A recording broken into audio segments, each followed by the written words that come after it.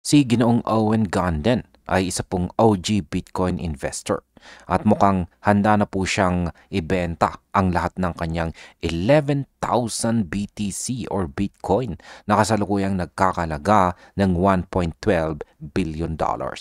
Kamakailan lamang ay nailipat na po niya ang kanyang 3,600 BTC na nagkakalaga po ng $372 million sa exchange.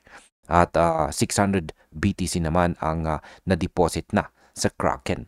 Ang ganito pong uri ng malaking deposit ay karaniwang sinyales ng pagbebenta.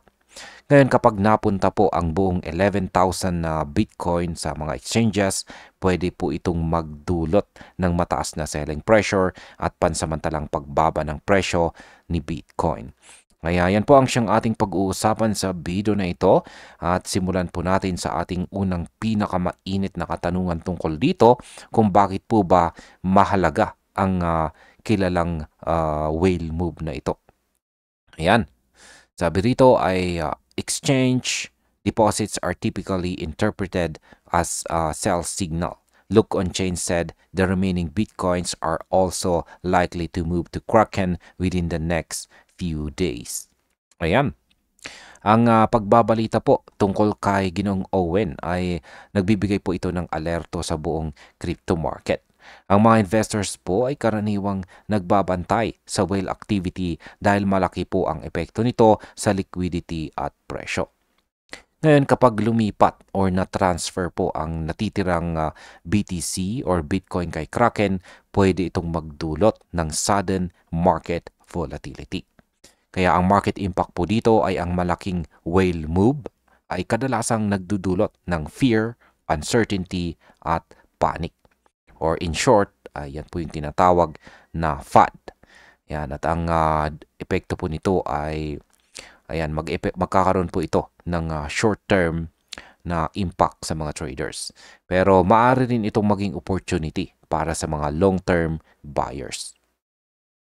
Ngayon ay ano naman ang dapat po nating bantayan dito bilang mga traders at investors. Sabi po rito tungkol dyan ay earlier the whale moved about 3,600 Bitcoins worth $372 million.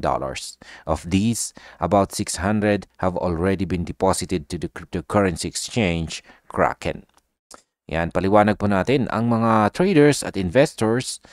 Yan, bilang mga traders at investors ay dapat po nating bantayan ang susunod na kilos ni Ginoong Owen Ganden. Ang pattern ng kanyang mga deposits ay posible pong magbigay ng clue kung gaano po karaming Bitcoin ang kanyang ibebenta sa market sa mga susunod na araw. Mahalaga rin po na obserbahan po natin ang presyo at volume sa Kraken at maging sa iba pang mga malalaking exchanges. Ang market impact po dito ay ang mabilisang pagbebenta ng malalaking Bitcoin holdings ay maaari pong magpababa ng market sentiment kay Bitcoin, lalo na po kung sabay-sabay ang mga transactions. Ayan, bilang panghuli, ang aking opinion naman po tungkol dito ay ang paggalaw po ng isang OG whale tulad po ni Ginoong Owen Ganden ay malinaw na malaking balita para sa buong crypto market. Para po sa atin bilang mga traders at investors, mahalaga pong maging alerto tayo at planuhin po natin ang ating bawat trade.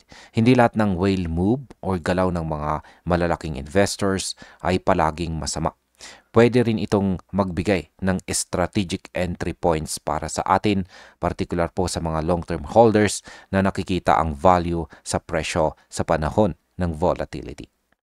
At ayun, hanggang dito na lamang po tayo sa video na ito mga ka-crypto. Maraming salamat sa panonood.